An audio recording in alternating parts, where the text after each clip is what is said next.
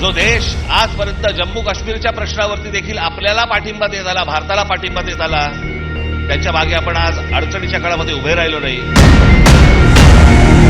इराणवर होत असलेल्या हल्ल्याच्या पार्श्वभूमीवर भारताने स्पष्ट भूमिका घेतली नाही.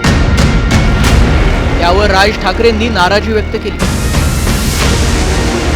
भारताचा इराणसोबत अनेक वर्षांपासून मोठा व्यापार सुरू आहे. मात्र इराण संकटात असताना भारतानं बोटचेपी भूमिका घेतल्याचा आरोप राज ठाकरेंनी केला.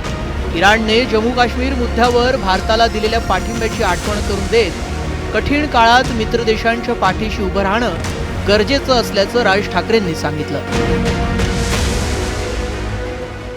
तेल हे इराणमध्ये येतं, ते आपल्याला रुपयामध्ये देतात,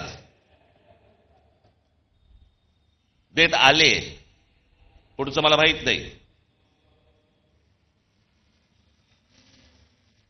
पण खामेनी गेल्यानंतर देखील आपल्या देशाच्या पंतप्रधानांनी कुठचंही निषेधाचं एक स्टेटमेंटही काढलं नाही. राज ठाकरेंनी त्यांच्या जाहीर सभेत राज्यातील आर्थिक परिस्थितीवरही गंभीर चिंता व्यक्त केली. महाराष्ट्रावर तब्बल 11 लाख कोटींचं कर्ज असल्याचा मुद्दा उपस्थित करत विकासावरून त्यांनी प्रश्न विचारले. 11 लाख कोटी. पृथ्वीराज चव्हाण ज्यावेळेला मुख्यमंत्री होते त्यावेळेला 2 लाख कोटीचं कर्ज होतं.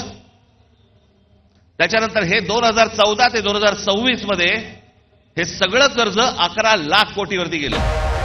राज ठाकरेंनी केलेल्या आरोपांना भाजपकडून उत्तर देण्यात आलंय. जेव्हा पृथ्वीराज चव्हाण मुख्यमंत्री होते तेव्हा महाराष्ट्राची अर्थव्यवस्था 16.5 लाख कोटी इतकी होती. गेल्या 10 वर्षात देवाभाऊंच्या नेतृत्वात ही अर्थव्यवस्था 54 लाख कोटींवर पोहोचली आहे. राज ठाकरेंनी त्यांच्या भाषणात राज्यातील महत्त्वाचे मुद्दे आणि आंतरराष्ट्रीय प्रश्नांचा आढावा घेतला. त्यामुळे यावेळचा मनसेचा गुढीपाडवा मेळावा लोकल ते ग्लोबल ठरला असं म्हटल्यास अतिशोक्ती होणार नाही.